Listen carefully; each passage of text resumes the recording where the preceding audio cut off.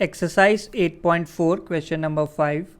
Prove the following identities where the angles involved are acute angles for which the expressions are defined. So ये question 5 10th part है.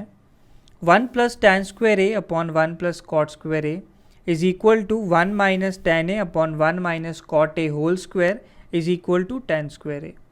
तो यहाँ पे हम जो फर्स्ट ब्रैकेट दिया हुआ है इसे हम tan स्क्वायर ए के इक्वल प्रूफ करेंगे और इस मिडल टर्म को भी tan स्क्वायर ए के इक्वल प्रूफ करने वाले हैं.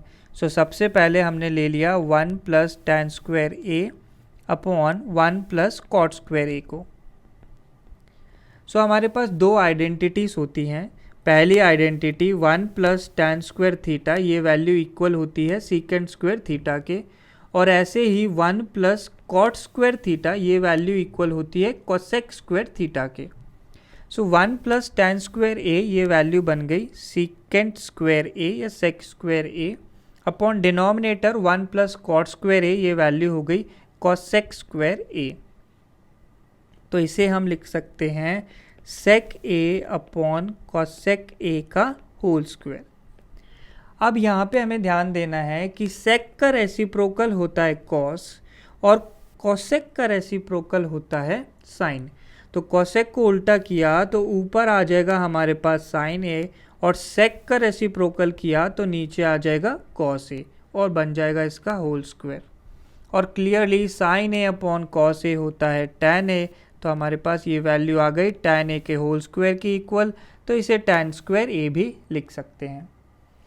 तो हमने पहला पार्ट प्रूफ कर दिया है.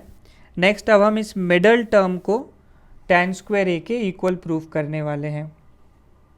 सो ये वैल्यू हमें गिवन है 1 minus tan A upon 1 minus cot A, इसका होल स्क्वायर गिवन है. तो इसको प्रूफ करने के लिए हम लोग लिखने वाले हैं 1 माइनस ऑफ टैन ए को हम लोग लिखेंगे sine A upon cos A, whole divided by denominator में आएगा 1 माइनस कॉट ए को लिखा जा सकता है cos A upon sine A, और हमें इस पूरे टर्म का होल स्क्वायर भी गिवन है. तो हम न्यूमरेटर और डिनोमिनेटर दोनों में अलग अलग एलसीएम्स लेने वाले हैं. न्यूमरेटर में हमारे पास क्रिएट हो जाएगा cos A minus of sine A upon denominator में वैल्यू आ जाएगी cos A, whole divided by denominator में एलसीएम लेने पे बन जाएगा sine A minus of cos A upon denominator आ गया साइन ए और इसका होल स्क्वायर.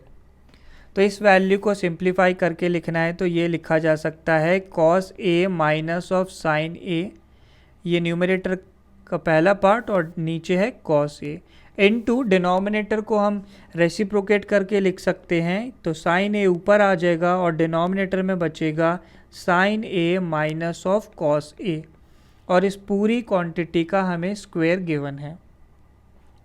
नेक्स्ट हम न्यूमरेटर में है cos A minus sine A और डिनोमिनेटर में है sine A minus cos A. तो क्लियरली ये दोनों वैल्यूज़ एक दूसरे की नेगेटिव है, तो इन्हें कैंसिल आउट कर सकते हैं, और कैंसिल आउट करके हमने एक माइनस साइन लगा दिया. तो ऊपर बचा हमारे पास सिर्फ साइन ए और नीचे बचा कॉस ए, और इस पूरी वैल्यू का आएगा होल स्क्वायर.